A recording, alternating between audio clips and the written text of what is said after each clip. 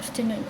Today, I will be presenting on how to deliver constructive feedback to an underperforming employee.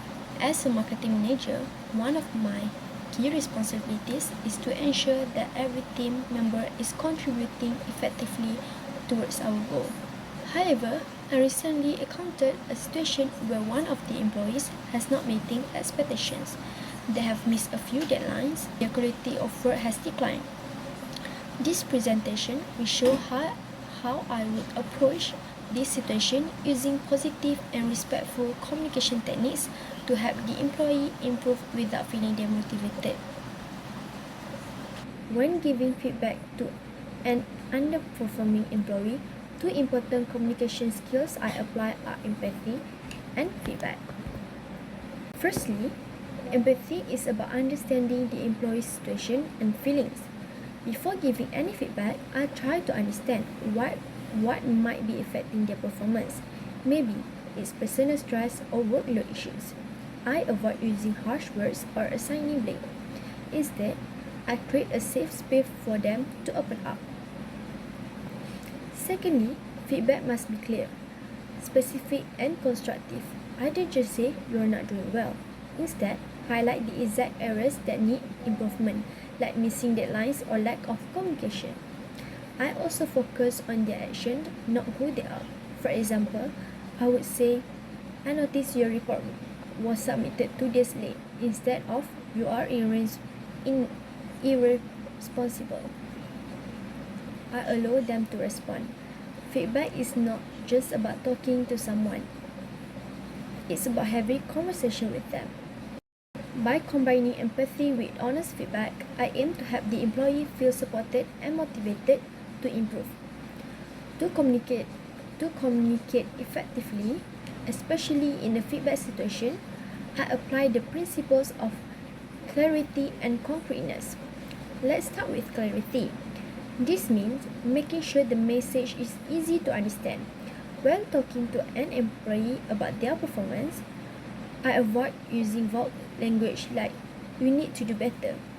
Instead, I clearly say you need to improve your weekly report submissions and meet deadlines.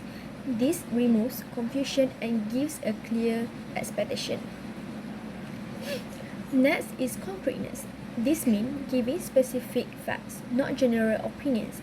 For example, rather than saying your work has been inconsistent, I would say in the last month, you missed 2 deadlines and submitted 1 report with incomplete data. These concrete examples make the feedback more meaningful and fair.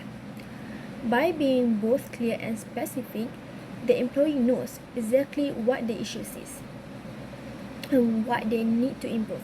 It also helps avoid misunderstandings and keeps the conversation focused.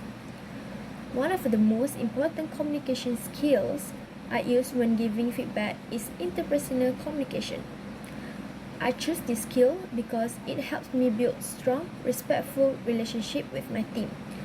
When an employee is underperforming, it's easy for them to feel defensive or anxious. But with good interpersonal skills, like empathy, passion, and active listening, I can create a comfortable space where the employees feel safe to open up. The main advantage of using these skills is that it helps reduce tension. Feedback becomes a two-way conversation instead of just a one-sided lecture. It also encourages the employee to be honest, ask questions, and even reflect on their own behavior. Another benefit is that it makes the message more personal and relatable. Rather than sounding cold or robotic, I show that I care about their growth and success.